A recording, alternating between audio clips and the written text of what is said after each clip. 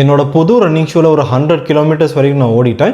இதை வந்து ஒரு 5 கேட்டகரியில் என்னோட ஒப்பீனியன் நான் சொல்கிறேன். Number 1, fit and comfort. என்னோட பழைய ரன்னிங் ஷூவோட சைஸ் 42.5 சென்டிமீட்டர்ஸ் யூரோவில். அதே சைஸ் தான் இதுலேயும் எனக்கு செட் ஆச்சு, வித் ப்ராப்பர் 1 தம் ஃபிங்கர் கேப்போட. இதை போட்டுட்டு ஒரு 26 கிலோமீட்டர்ஸ் லாங் ரன் பண்ணேன்.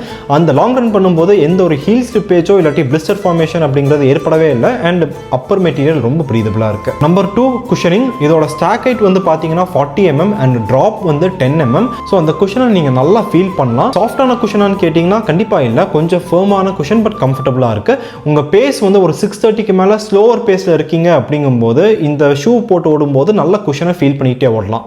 Number 3, stability. இது பேசிக்காகவே ஒரு ஸ்டெபிலிட்டி ஷூ தான். ஸோ உங்களுக்கு ஓவர் ப்ரொனேஷன் அந்த மாதிரி ஏதாச்சும் இஷ்யூ இருந்துச்சு அப்படின்னா ரொம்ப சப்போர்ட் பண்ணும். ஆல்சோ இதோட கிரிப்பும் வந்து ரொம்ப நல்லா இருக்கு. வெட் சர்ஃபேஸ்லையும் சரி, இல்லாட்டி நீங்கள் கார்னரிங் ஏதாச்சும் ஓடும்போதும் சரி, நல்ல கிரிப் கிடைக்குது. Number 4, responsiveness and speed. இது வந்து நீங்கள் ஸ்பீடு ஒர்க் அவுட்டுக்கு தான் நான் ஸ்பெசிஃபிக்காக நான் யூஸ் பண்ண போகிறேன் அப்படின்னு நினச்சிங்கன்னா இது கண்டிப்பாக அதுக்கான ஷூவே கிடையாது. இதோட ஃபோம் வந்து அவ்வளோ ரெஸ்பான்சிவாலாம் இல்லை. ஸ்பீடை இம்ப்ரூவ் பண்ணணும் ரேஸில் அப்படின்னு நினச்சிங்கன்னா இந்த ஷூ வந்து கரெக்டாக இருக்காது. Number 5, price. இதோட ஆக்சுவல் ப்ரைஸ் வந்து 180 euros. நான் வாங்கினது 140 euros ஒரு ஆஃபரில்.